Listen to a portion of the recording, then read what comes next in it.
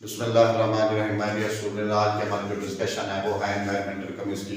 हमने environmental chemistry के अंदर ये देखना है कि एनवायरमेंट के अंदर जो कंपोनेंट्स हैं, जो पोल्यूटेंट्स हैं, वो इंसानी सेहत पर कितना असर डाल रहे हैं और वो पोल्यूटेंट्स हैं कौन से, वो कहाँ से आ रहे हैं, उसके सोर्सेस क्या हैं, और इस तरह की स्टडी को क्या कहते हैं, एनवायरमेंटल केमिस्ट्री का नाम देते हैं।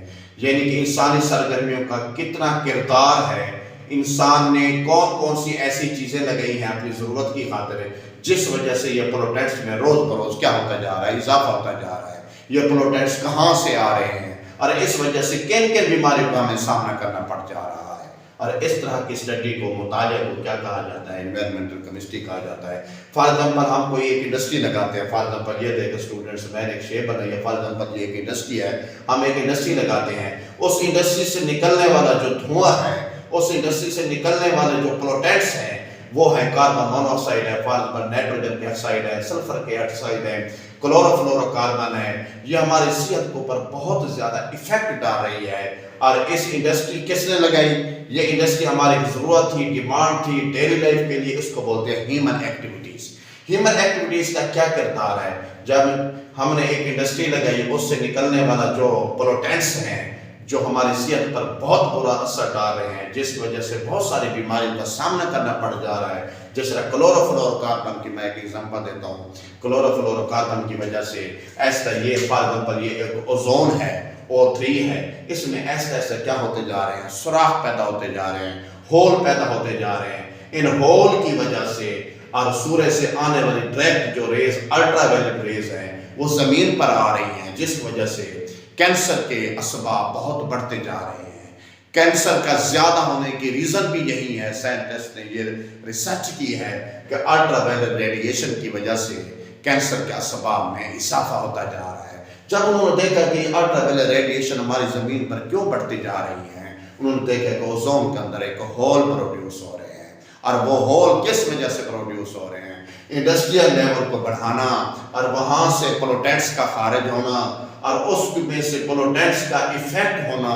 ये सारा इफेक्ट कौन सा है? ह्यूमन एक्टिविटीज का है। तो इस तरह की जो स्टडी है, इन कंपोनेंट को देखना और इन कंपोनेंट की जजमेंट करना और इन कंपोनेंट से प्रोटेक्शन कैसे की जाएगी। अब ये तो नहीं कर सकते कि हम इंडस्ट्री लगाना खत्म कर दें। नहीं, इंडस्ट्री तो रोज बरोज बढ़ेगी। जैसे जैसे आबादी बढ़ती जा रही है, पॉपुलेशन में इजाफा होता है, इंडस्ट्रीज हमने बनानी है। लेकिन हमने ये देखना है कि इसमें से पोल्यूटेंट्स जो खारिज हो रहे हैं, चाहे वो पानी के अंदर जा रहे हैं, पानी में वाटर बॉर्न डिजीज होता जा रहा है, पानी के अंदर, पानी की वजह से भी बहुत सारी बीमारियों का सामना करना पड़ जा रहा है। और फिजा के अंदर भी, एयर के अंदर भी बहुत ज्यादा पोल्यूटेंट्स हैं जो हमारी सेहत के अंदर आपको ऊपर बहुत ज्यादा इफेक्ट डाल रहे हैं। इनको कंट्रोल कैसे करना है और इन बीमारियों से बचना कैसे है, इस तरह की स्टडी को एनवायरमेंटल केमिस्ट्री कहते हैं। ये देखें, पेपर में सवाल आता है, scope of environmental chemistry. Scope का यही मतलब होता है कि एनवायरमेंटल केमिस्ट्री कंट्रोल करती है बायोटेक और ए बायोटेक फैक्टर का। आप जानते होंगे, जानदारों से जो कंपोनेंट्स, जो जानदार के कंपोनेंट्स हासिल होते हैं उसे बायोटेक कहते हैं। जो गैर जानदार से हासिल होते हैं उसे ए बायोटेक कहते हैं। ए बायोटेक का बायोटेक के साथ रिलेशन होता है, बायोटेक का ए बायोटेक है।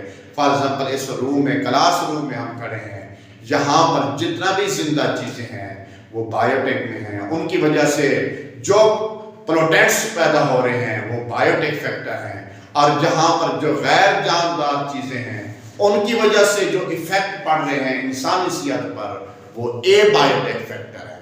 तो एनवायरमेंटल केमिस्ट्री इसी चीज का नाम है कि बायोटेक और ए बायोटेक फैक्टर को कंट्रोल कैसे करना है और उसमें से वो कंपोनेंट्स जो इंसानी सेहत के लिए ठीक नहीं है उनको, उनके लिए प्रोटेक्शन कैसे करनी है, उनसे बचना कैसे है। इस तरह की तदाबीर, इंसानी सरगर्मियों का बहुत ज्यादा रोल होता है इसमें। उसके बाद एक बात यह है, necessary for the improvements and protection against the pollution. ये जो पोल्यूशन है, सल्फर डाइऑक्साइड गैस है, जिससे दमे की बीमारी होती है, जिस्मा होता है, नाइट्रोजन ऑक्साइड है, एसिडिक रेन में इजाफा हो रहा है, कार्बन मोनोऑक्साइड गैस है, ये हीमोग्लोबिन पर इफेक्ट डालती है। इनको कंट्रोल कैसे करना है, इनसे बचना कैसे है, इस तरह की स्टडी को, इस तरह के मुतालिया को, तमाम चीज़ों को हम कहते हैं एनवायरमेंटल केमिस्ट्री कहते हैं। उम्मीद करता हूँ कि आपको टॉपिक समझ आ गया होगा माय डियर स्टूडेंट्स। अगर फिर भी समझ ना आया हो तो मुझे आपने बताना है, दोबारा मैं समझा दूंगा।